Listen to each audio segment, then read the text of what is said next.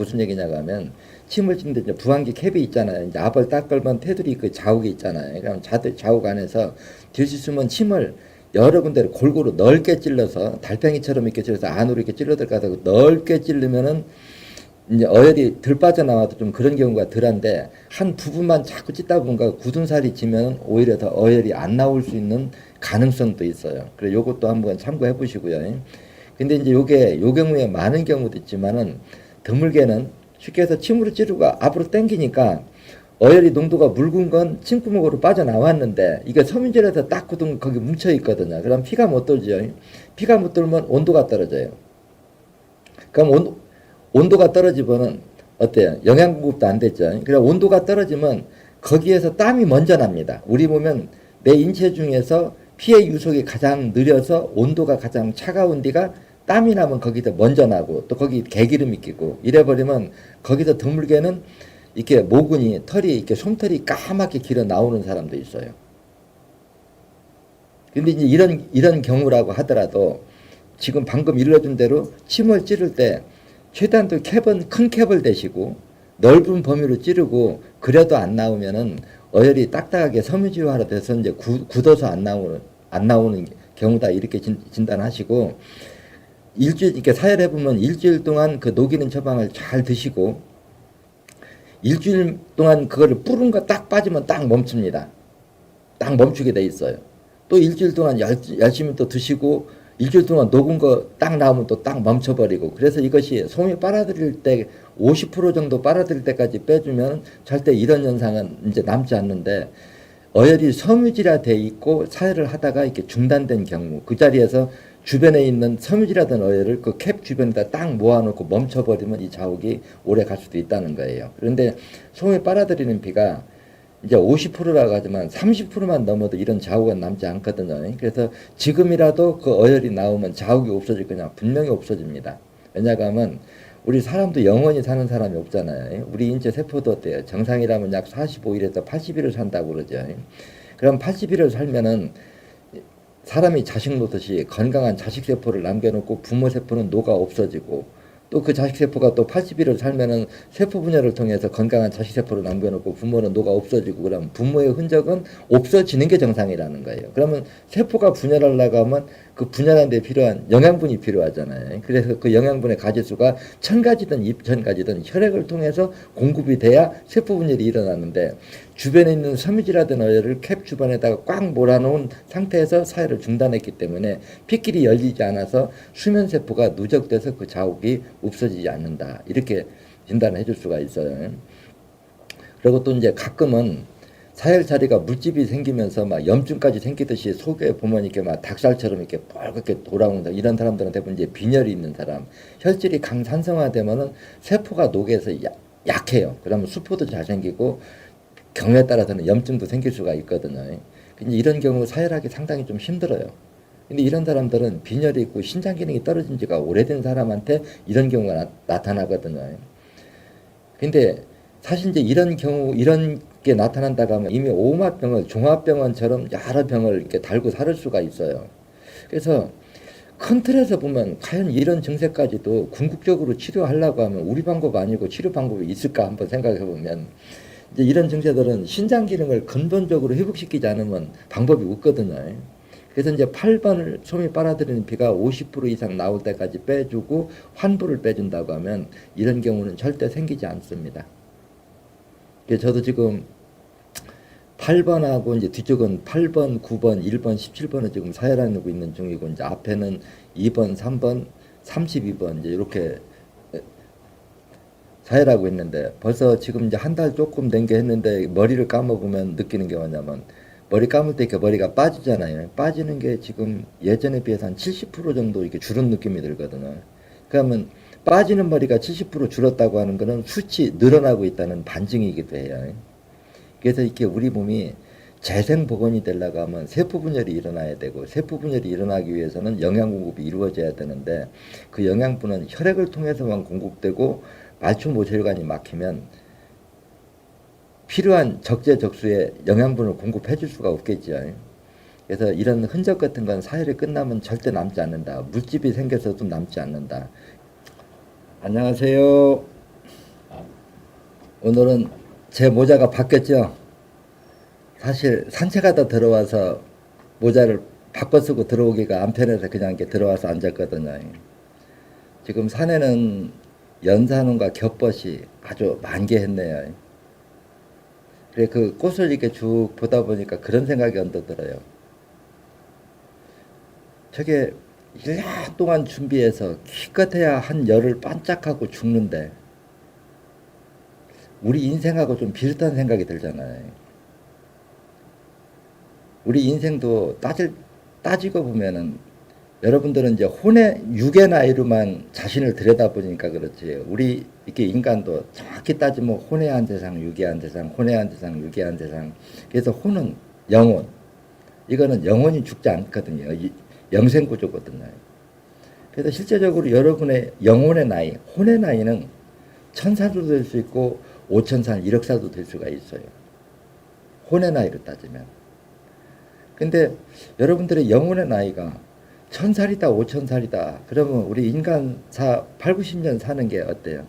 화무는 11홍이라고 꽃 한 번 잠깐 피는 시절에 사는데 요즘 코로나라고 하는 이 고얀 놈 때문에 꽃을 봐줄 사람이 없잖아요. 그럼 어떻게 저라도 가서 좀 봐주고 위로를 해줘야 되겠죠.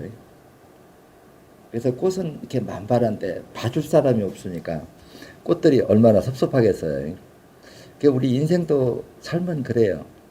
뭔가 영화 한 토막처럼 연극 한 토막처럼 잠깐 육의 한 세상 이렇게 왔다 가면서 뭔가 좀 뜻있는 일을 하면은 어떨까 하는 거 여러분들도 한번 생각해 볼 만한 가치가 있죠.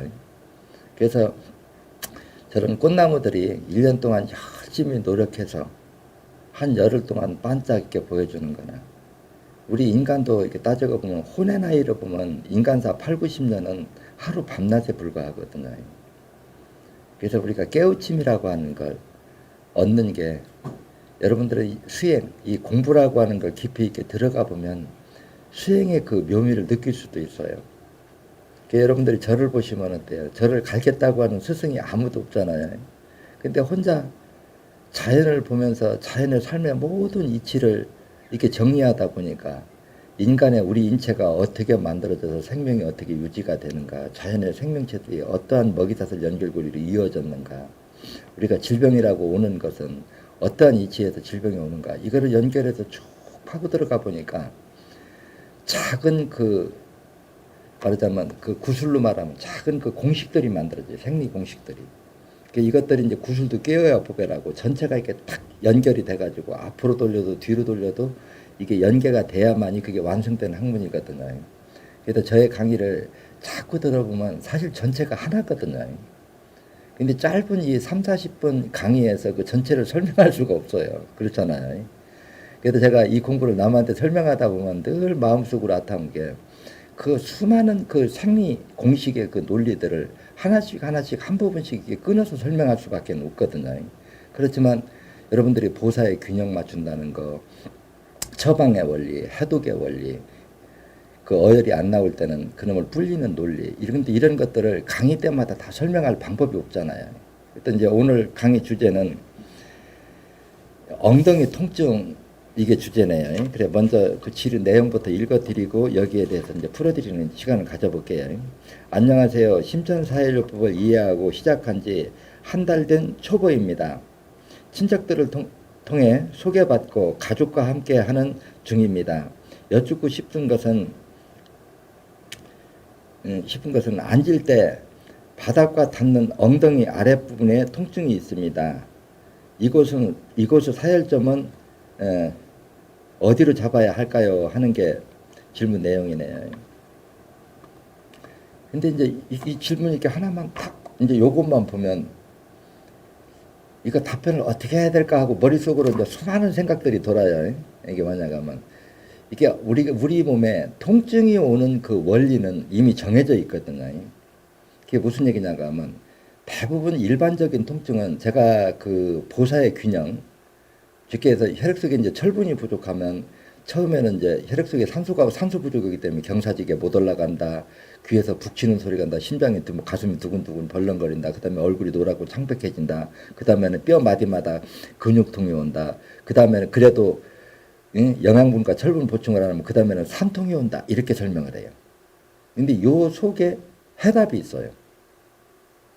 그래서 이분이 지금 이제 나이가 정확한 저한테 정보를 주면 이제 심천생리학은 이렇게 모든 걸 외형상 나타난 결과를 보고 그 원인을 이렇게 역추적해서 어느 정도 이렇게 진단을 할 수 있는 방법이 있거든요. 근데 여기는 이제 나이도 없고 그냥 단순히 그냥 앉을 때 엉덩이 통증이 오는 건데 어디를 빼면 될까요?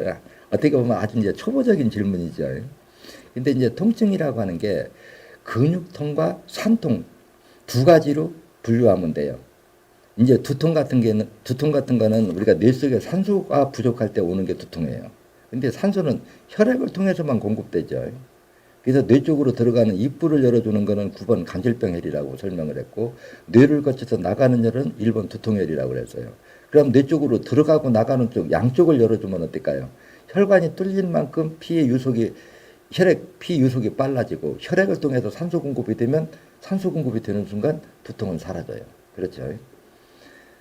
그런데 그다음에 이건 이제 산소 부족에서 오는 두통이에요. 그럼 편두통은 어떠냐? 한쪽만 막혀도 한쪽만 못 도는 게 편두통이죠. 그러니까 두통이 심하고 심하지 않고 차이점은 뇌 속에 산소 부족이 심하됐냐 적게 됐냐 이거에 따라서 이제 오는 통증. 이건 산소 부족에서 오는 통증. 그다음에 이제 헤모글로빈 수치가 떨어지거나 이러면 뼈 마디마디마다 이제 근육통이 온다 그래요. 1차적으로.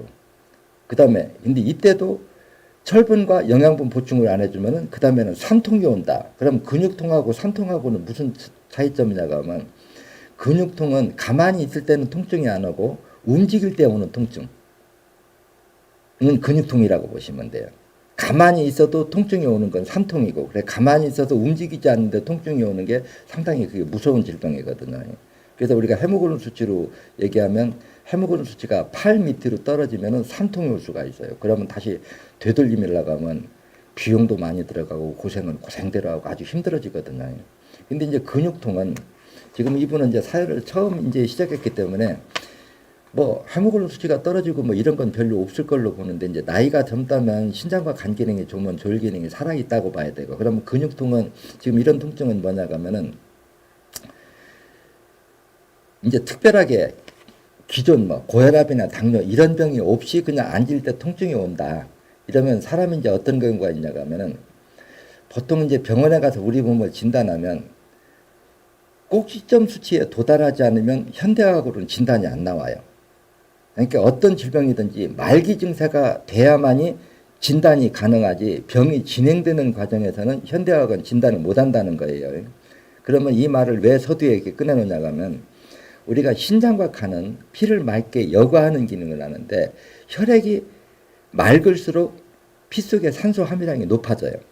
근데 사람은 가만히 있을 때보다 운동을 하면 산소 소모량이 10배 이상 소모를 많이 시키거든요.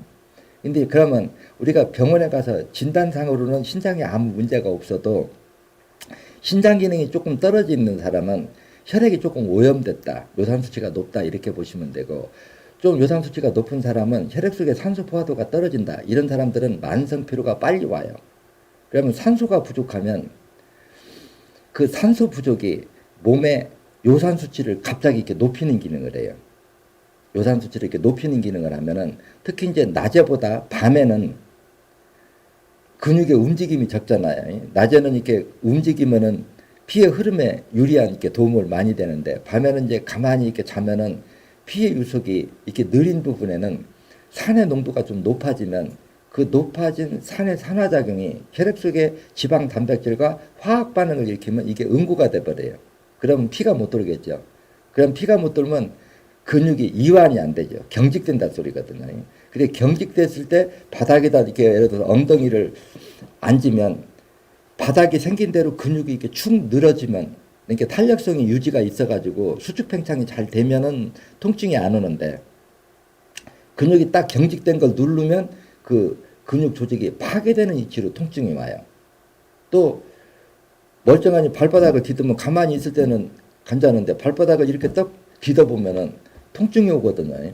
그럼 뭐냐고 하면 발을 딛기 위해서는 그 31번 중풍열이 있는 데서 근육이 이렇게 이완이 돼야 되거든요. 근데 이게 딱 굳어갖고 이완이 안 되면 이게 발바닥을 딛어도 통증이 온단 말이에요. 이런 거는 대부분 이렇게 초기 증세에서는 혈액 속의 지방 단백질이 완전히 응고된 게 아니라 살짝 응고됐을 때 조금만 응고돼도 어때요? 피가 못 돌겠죠. 혈액이 응고되면은요. 그래 응고돼서 근육이 이완되지 않는 상태에서 강제로 이렇게 어디 앉을 때 근육이 이완될 때 오는 통증이다. 이제 이렇게 이해하시면 돼요. 근데 이제 피가 못 돈 시간이 길어지면 어때요? 갈수록 산도가 높아지겠죠. 그럼 높아진 강산의 산화작용이 주변 조직을 녹일 때 이때는 이제 통풍 산통이라고 부르거든요. 이거는 이제 해모그룹 수치가 대부분 팔 밑으로 떨어졌을 때 나타나는 증상이에요. 그러면 지금 이분은 아직 지금 사혈한 지도 얼마 안 됐고 해모그룹 수치가 정상이라고 하면은 요럴 때는 대부분 6번, 14번을 빼주면 통증이 없어질 가능성이 한 80% 된다. 이렇게 이해하시면 되고 그걸 빼고도 통증이 안 없어진다 이러면은 41번, 42번을 빼주면 통증이 없어져요. 근데 이제 여기서 이제 생각하시면 돼요. 신장과 간이 건강한 사람은 요렇게만 빼줘서 이제 어혈이 나와서 피가 돌고 근육이 유연해지면 어혈이 나오는 즉시 통증이 없어질 거예요. 근데 요걸 그대로 이제 방치를 해가지고 시간이 오래되면은 혈관이 막혔다고 하면 피가 못 돈다는 얘기고 하수눈물도 이렇게 고여있는 물은 어때요? 시간이 지날수록 부패되면 그게 산도가 높아진다 소리거든요. 이제 산도가 자꾸 높을수록 주변에 있는 혈액 속의 여러 성분들이 이게 응고될 때 딱딱하게 굳어져 버려요. 딱딱하게 굳어지면은 이게 침으로 찔른 구멍으로 부항기에 강한 압력으로 당겨도 못 나오거든요. 이제 오래되면 이거 어혈이 섬유질화 된다 소리라. 그럼 어혈이 잘 안 나와요. 근데 이후 불문하고 어혈이 굳었던 물르던 밖으로 빠져나와서 피가 도는 순간 그 통증은 사라질 겁니다. 근데 이제 제가 다른 강의 들어보면 항상 자주 해주는 말 있죠. 뭐예요? 요렇게만 빼서 어혈이 나와도 다른 기저질환이 없다고 하면은 한 2, 3년 경우에 따라서 5년 정도는 통증 안 올 거예요. 안 오는데 시간이 지나면 다시 반드시 통증이 와요. 그게 뭐냐고 하면 신장과 간 기능이 간이 피를 여과하는 기능이 정상이 안 되면 밤이고 낮이고 끊임없이 혈액 속에 있는 지방 단백질을 응고시켜서 끊임없이 이렇게 어혈을 이렇게 형성하거든요. 그래서 새로운 어혈이 거기를 또 막아버리면 다시 그것이 재발하겠죠. 그러면 어때요? 한 번 뺀 뒤가 다시 안 막혀서 10년이고 20년이고 재발 안 하려고 하면 이제 8번까지 빼주면 그 통증이 없어진 시간이 적어도 10년, 20년은 유지가 된다. 그렇지만 단순히 6번, 14번 경우에 따라서는 6번, 14번만 빼도 어혈만 나오면 그래서 이제 여러분들 처음 사혈하시는 분들은 어혈인지 생혈인지 어떻게 구분해요? 이제 이런 얘기를 할 수가 있어요. 근데 이거를 정확히 분류하면은 여러 가지로 이렇게 분류 있어요. 왜냐면 사람마다 신장과 간 기능이 떨어진 상태, 혈액 속의 산도에 따라서 혈질이 무수한적으로 이렇게 분류를 많이 할 수도 있거든요. 이제 사실 그거 분류한다고 해서 도움되는 게 뭐가 있어요. 그래서 저는 그냥 크게 어혈과 생혈을 구분하는 거를 그냥 간단하게 하거든요. 부항기 캡에 이렇게 고이잖아요. 근데 생혈은 온도가 식어야 농축이 되고 어혈은 나올 때부터도 끈적하고 공기와 접하는 순간 그게 응고가 돼버립니다. 그래서 솜으로 싹 닦아서 솜으로 닦았는데 솜이 빨아먹는 건 그냥 생혈이라고 구분하시고 솜이 못 빨아먹고 이렇게 덩어리로 뭉쳐있는 건 어혈이다 생각하시면 돼요. 그래서 솜이 빨아먹는 피가 10% 20% 나오면 그때 통증이 사라질 겁니다. 그래서 최근에 막혀가지고 어혈이 단순히 이제 잘 빠져나오면 그냥 부항기만 빼고 그냥 빼도 그러니까 요것도 이제 사혈할 때 여러분들이 이제 초보자들은 이렇게 생각하시면 돼요. 책에 보면 이렇게 논리편에 보면 사혈하는 방법이 여러 가지가 있다. 이 설명을 이렇게 반복하거든요. 뭐냐고 하면 아이고 나는 다른 데 뭐 큰 병도 없고 지금 시간도 없고 그냥 요거 앉을 때 엉덩이 아픈 거 요거 하나만 잠깐 그냥 응급 땜방식으로 좀 고치고 싶다. 그러면 이건 응급사혈로 그냥 6번, 14번만 먼저 빼보는 거예요. 그러면 여기 이 정도 이렇게 몇 번 빼는 건 일주일에 한 번 뺄 때 한 300g을 계산해가지고 무게로 저울로 달아서요. 300g 기준에서 일주일에 한 번 간격으로 이렇게 사혈한다고 하면은 5회 내지 6회까지 뺄 적에는 큰 부작용 안 나타납니다. 그리고 통증이 없어지면 뭐 3개월이고 6개월이고 또 충분히 쉬어가지고 헤모글로빈 수치가 정상화되면 또 그 다음에 조금 하고 이제 이런 방법이 있거든요. 그래서 나이가 젊고 어혈이 많지 않은 사람들은 이런 방식으로 한 군데만 이렇게 딱 고쳐놓고 또 푹 쉬어가지고 또 헤모글로빈 수치가 정상으로 이렇게 꽉 복원될 때까지 좀 쉬어졌다가 또 다시 이제 또 아픈 데 있으면 거기 한 군데만 이렇게 하고 이렇게 해서 이제 땜방식으로 이렇게 넘어가는 방법이 있고, 이제 신장과 간 기능이 떨어져서 뭐 고혈압이나 고지혈증, 비만이 있다 이래서 이제 전반적으로 할 적에는 이제 그 유튜브에 나와 있는 몰아빼기를 요걸 응용해도 되고요. 그럼 이제 요점 정리합시다. 그래서 응급자일로 하면 가장 안전하게 한다 그러면 그냥 아주 나는 부작용 안 나고 안전하게 하고 싶다 이러면 비용을 적게 들이면서 하고 싶다 그러면 철거시하고 염분 보충 이 두 가지만 하면서 6번 14번만 일주일에 한 번씩 한 300에서 400g 정도 빼서 5회 내지 6회 정도 빼는 거는 별 무리 없다 이렇게 이해하시면 돼요. 근데 나는 이참에 자동차 보링하듯이 이걸 아주 완벽하게 고치고 싶다 이렇게 하면 이제 8번을 빼야 되겠죠. 그러면 8번까지 빼서 그게 통증이 사라진다고 그러면 적어도 10년 20년은 같은 증세 안 와요. 그럼 또 이렇게 하면 10년이 20년이 그러면 20년 후에는 어쩔 거냐 이런 의문을 가질 수 있죠. 아 그럼 20년 후에도 똑같은 자리 한 번 더 빼주면 되지. 이렇게 하면 그 답을 얻어낼 수가 있는 거죠. 그래 우리 인체라고 하는 거는 혈액순환이 잘 된다고 하는 건 끊임없이 세포한테 영양 공급이 이루어진다는 얘기고, 영양 공급이 이루어지면 세포 분열은 영원한 거예요. 근데 말초 모세혈관이 어혈이 혈전이 이렇게 막아버리면 내 인체 스스로는 그걸 해결할 능력이 없습니다. 그래서 어쩔 수 없이 나이가 들수록 혈관이 자꾸 이렇게 막혀 들어가서 90% 이상이 막혀버리면 심장이 피를 당겨도 안 딸려고 품어도 안 빠져나가면 심장에 멎어서 사망에 이르는 거는 누구도 비켜갈 수 없거든요.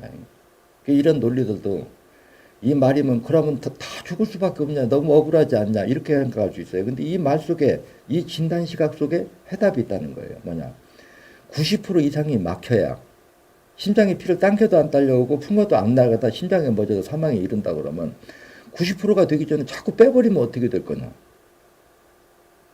수명 연장시킬 수 있죠. 더 효과적으로는 뭐냐 기왕 뺀 뒤가 다시 안 맥히려고 하면 8번까지 빼서 새로운 어혈이 100은 아니어도 90% 정도는 생산하는 걸 막을 수 있거든요. 8번을 빼주면. 그러면 그 한 번 치료가 된 것이 적어도 10년 20년은 유지가 가능하죠. 그래서 이제 엉덩이 쪽은 그렇게 빼주면 되고, 발바닥 통증이 올 적에는 일단 6번 14번을 빼고 그 다음에 31번을 빼주면 발바닥 통증이 사라집니다. 그래 발바닥 얘기하다 보니까 가끔 여러분들 그 평발이라고 아십니까? 발바닥이 평평한 거예요. 원래 발은 뼈가 이게 발바닥 뼈가 이렇게 생겨야 돼요. 이렇게 생겨서 양쪽 인대가 이렇게 잡고 있어야 이 우리 인체의 그 하중이 눌리면 이게 스프링 인대가 스프링 역할을 하면서 허리나 이런 무릎에 무리가 들어가거든요. 근데 이 위치에 어혈이 꽉 빼겨버리면 이게 늘어져서 그냥 바닥에 딱 단 걸 우리가 평발이라고 그래요. 그럼 평발이면 제가 알고 있기로 군대도 안 가는 걸로 알고 있거든요. 왜냐하면 오래 걸음을 걷지를 못해요. 그래서 이제 군대도 면제라는 걸 알고 있는데, 그러면 이렇게 평발이니까 고정일 거냐. 우리 몸은 스스로 복원할 수 있는 환경을 조성해주면 웬만하면 다시 복원이 가능하느냐. 그래서 평발인 사람은 지면에다 발을 딱 대면 여기 아무것도 안 들어갈 겁니다. 정상적인 사람은 손이 이렇게 들어가겠죠. 이 사이에. 그러면 31번을 빼보면 다시 일어설 거냐. 열에 9번 일어설 거래요. 우리 몸은 여러분들이 생각하는 것보다 복원 능력이 더 강합니다. 그래서 여러분들이 심전생리학을 이렇게 잘 연구하셔서 이걸 한 부분만 응급자혈로 응용할 거냐, 아니면 자동차 보링하듯이 올보링을 할 거냐, 아니면 나이가 젊으면 예방 차원에서 236, 236, 238, 238 이렇게 빼고 차분히 접근할 거냐, 아니면 너무 고통스러우니까 그냥 응급처치로, 머리가 너무 심한 사람은 그냥 1번, 9번 빼고 다른 데 손대지 마세요. 그래서 어혈만 나오면, 제가 지금까지 이 사혈요법을 그한 35년 이상 이렇게 하면서 두통 치료해서 두통이 치료 안 됐다는 사람 만나기 힘들었고, 요실금, 생리통, 치질 이런 것들은 저는 그래요. 100명에서 적어도 97명은 완치가 돼야 정상 아닌가? 또 이게 났으면 10년, 20년 재발하지 않고 유지가 돼야 되지 않느냐 이렇게 얘기하거든요. 근데 심장생리학을 공부하면은 이게 당연한 거예요. 근데 현대학을 보면 머리 아프고 두통약 먹으면 마취 될 때는 통증이 안 와. 아직 부러지면 다시 또 먹어야 돼요. 그게 어때요? 두통의 근본 원인을 치료하지 않기 때문에 그렇거든요. 그래서 우리 몸은 웬만큼 좀 기능이 망가지고 기능이 좀 떨어져 있어도 스스로 복원할 수 있는 환경 조성, 즉 그게 뭐냐? 복원이라고 하는 건 세포 분열이고 세포 분열은 그 세포가 분열을 하기 위해서는 그 세포가 분열하는 데 필요한 영양 공급이 이루어져야 되거든요. 그래서 그 이론은 어때요? 간단하잖아요. 그 영양분을 1차 가공하는 건 장속의 유산균이다. 또 두 번째, 그걸 운반해 주는 건 혈액이다. 세 번째, 혈액은 혈관이 열려 있는 데까지만 도달한다.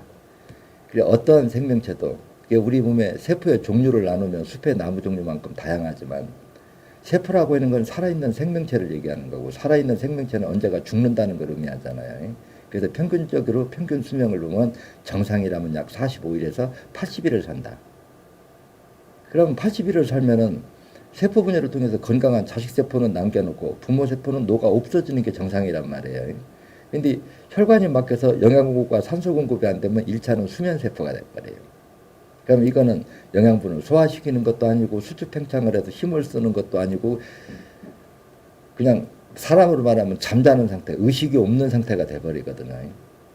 그런데 이렇게 수면 세포에 있다가도 말초 모세혈관을 막고 있는 혈전 어혈을 바깥으로 빼서 피를 돌려주면은 다시 활동을 시작하고 세포 분열을 통해서 다시 늙은 세포는 녹아 없어지고 새로 분열된 건강한 자식 세포가 부모를 대신하는 게 끊임없이 이게 반복되는 게 생리 이치거든요.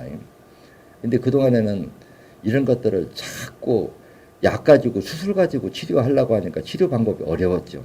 그래서 저는 제일 답답한 게 그래요. 약이 치료제로 착각하고 있는 거.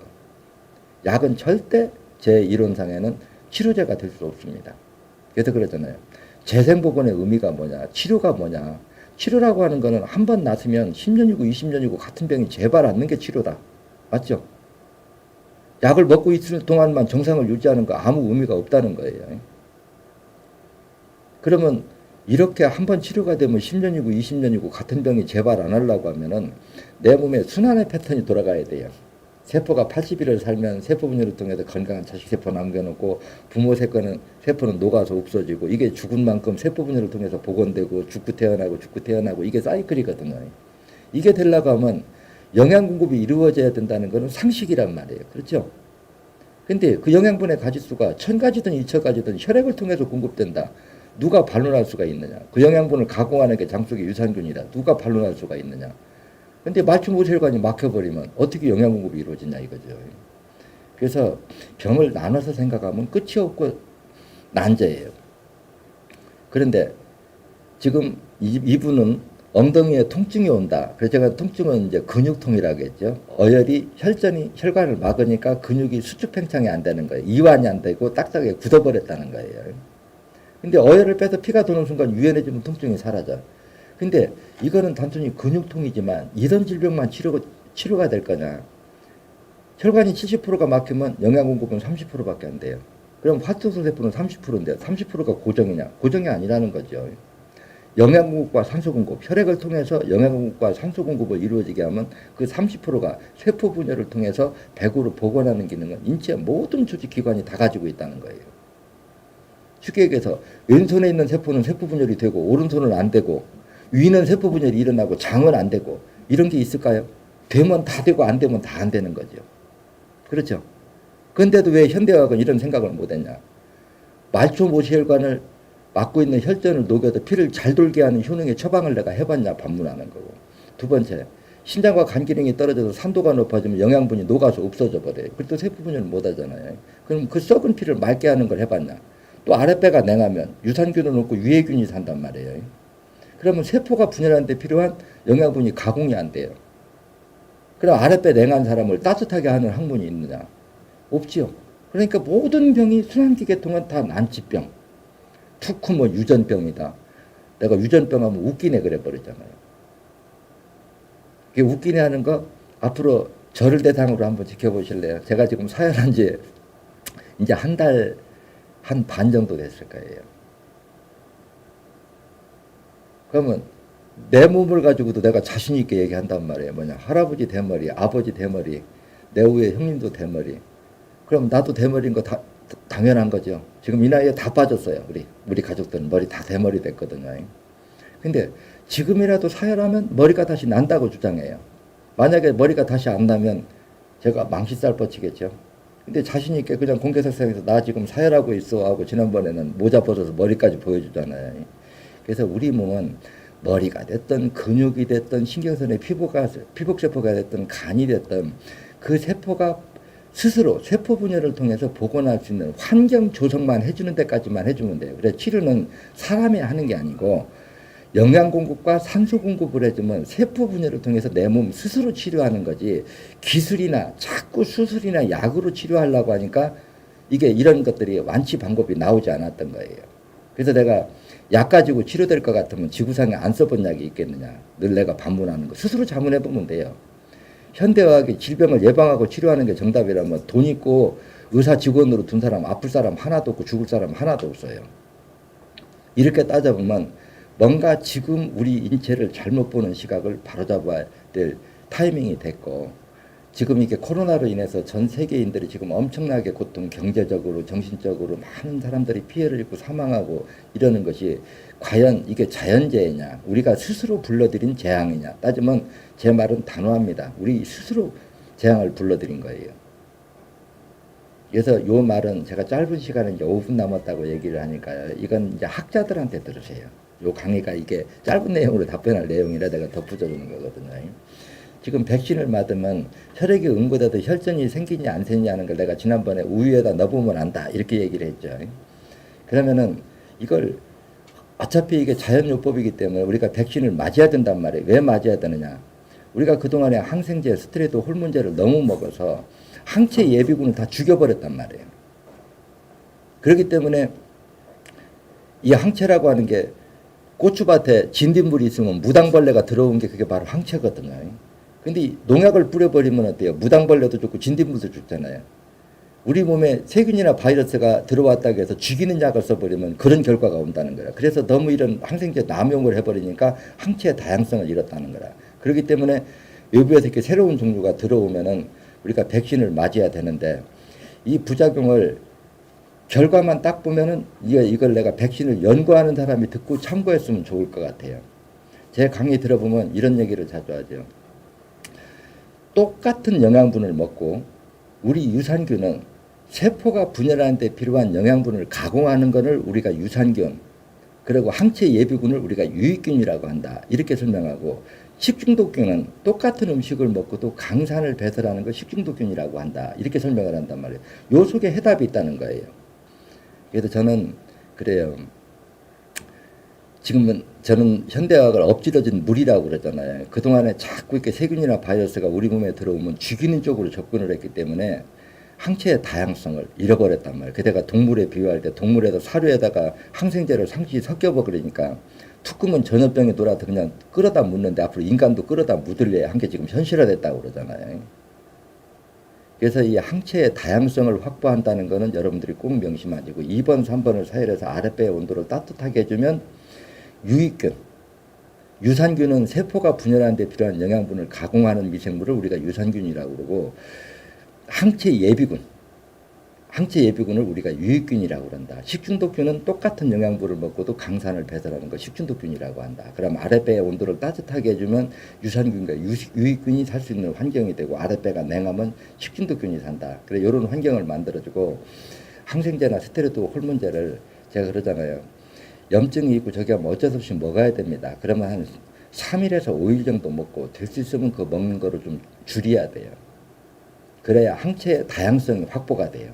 그래야 항체 예비군이 다양성이 확보가 되기 때문에 어떤 세균이나 바이러스가 우리 몸속에 침투가 되더라도 그걸 먹이로 필요한 생명체가 이제 옮겨가서 혈액 속에 자리 잡으면 그게 항체가 생긴 거거든요. 근데 이놈이 이제 식성이 까다로워가지고 코로나 바이러스만 잡아먹고 다른 거를 안 먹으면 장 속으로 다시 되돌아와 버리면 어떨까요? 항체가 유지가 안 되는 거겠죠. 또 먹을 게 없으니까 굶어 죽어도 항체 유지가 안 돼요. 근데 이놈이 식성이 영양분도 먹고, 그러니까 사람도 보면 육식을 좋아하는 사람, 채식을 좋아하는 동물도 육식성 동물이 있고 채식성 동물이 있잖아요. 이게 다양한 식성이 있으면 그놈도 먹고 다른 걸 해를 안 입히면 혈액 속에 오래 남아 있으면 항체가 다 이렇게 확보되는 거고. 그 자연의 이 생리 이치를 쭉 연구해서 보면은 사람이 머리로서 할 수 있는 방법들이 나와 있고 어떤 거든지 원인 없는 결과는 없습니다. 그래서 우리가 인류가 이렇게 큰 고통에서 지금 많은 사람들이 이렇게 고통 속에 빠져 있는데 과연 기존에 있는 서양학의 고정관념밖에 해법이 없는 것일까? 눈을 돌리면 자연의 생리치를 보면 지금 내가 주장하는 방법같이 항체의 다양성을 확보하는 건 2, 3분 빼서 아랫배 온도를 높여주고 항생제나 스테로이드 호르몬제 이걸 죽이는 약성을 좀 줄여라. 그리고 이미 있는 항체가 최대한대로 힘을 쓸 수 있는 환경을 만들어주는 건 8번 신간혈을 빼서 신장과 간을 회복시켜서 혈액 속의 산소 포화도를 높여주면 된다. 이렇게 생긴 항체도 혈관이 막힌 데는 접근을 못한다. 그건 사일로 뚫어주면 되고, 그것도 우리 몸은 이 코로나 바이러스를 이게 감염이 되면 항체만 그걸 막는 게 아니거든요. 1차 방어, 2차 방어가 있다는 거예요. 1차 방어는 가래가 1차 방어를 하는 거예요. 가래가 흡착시켜가지고 위로 넘기는 게 1차 방어고, 2차 방어는 이제 혈액 속에 들어와서 그걸 물리치는 것이 바로 항체거든요. 그러면 1차 방어는 어때요? 32번, 4번, 18번을 빼서 아예 감기 자체가 안 걸리게. 뭐냐, 세균이나 바이러스가 숫자가 몇 개 안 들어와서 저기는 그놈을 가래가 흡착을 해서 위로 넘겨버리면 지금 무증상들이 다 거기에 해당하는 거거든요. 그래서 저의 이 논리를 잘 들어보면 지금처럼 이렇게 당황하고 꼭 기존의 방법만 있는 것은 아니다. 눈을 돌려보면, 그러니까 현대학은 통계학, 성분학, 해부학이란 말이에요. 근데 신천 생리학은 어때요? 말 그대로 자연의 생명이 어떻게 생명을 유지하는가, 먹이사슬 연결고리가 어떻게 이어져 있는가, 이 원리를 기준해서 우리가 질병을 예방하고 치료하는 방법을 찾아나가는 거하고 현대 과학하고는 전혀 다른 방법이에요. 그래서 여러분들은 이 공부할 때 이 두 가지 방법이 어디에서부터 출발했는가 이거를 바라보는 것도 아마 재미있는 학문이 될 겁니다. 예, 여러분들 공부 열심히 하세요. 예? 그럼 이분 요점 정리할까요? 이제 가벼운 증세는 6번 시서만 빼줘도 된다. 여기 빼고도 안 되면 어디 빼라겠죠? 42번 빼주면 없어진다. 여기만 빼줘도 성이 빨아들인 피가 10% 20% 나오면 통증이 없어지는데, 통증이 없어지면 그래도 2, 3년 몇 년은 갈 수 있다. 이제 응급사에 이렇게 해도 되고, 이제 기존에 뭐 고혈압이나 당뇨나 여러 합병증을 가지고 있다면 8번까지 빼야 근본 치료가 된다. 이 두 가지요. 보사의 원리 잘 참고해서 하시면, 배우면서 하세요. 그래 유튜브 여러 가지 좀 많이 보세요. 그러면 제가 무슨 말을 설명드리고자 하는 내용을 잘 알 겁니다. 예. 오늘도 반가웠습니다.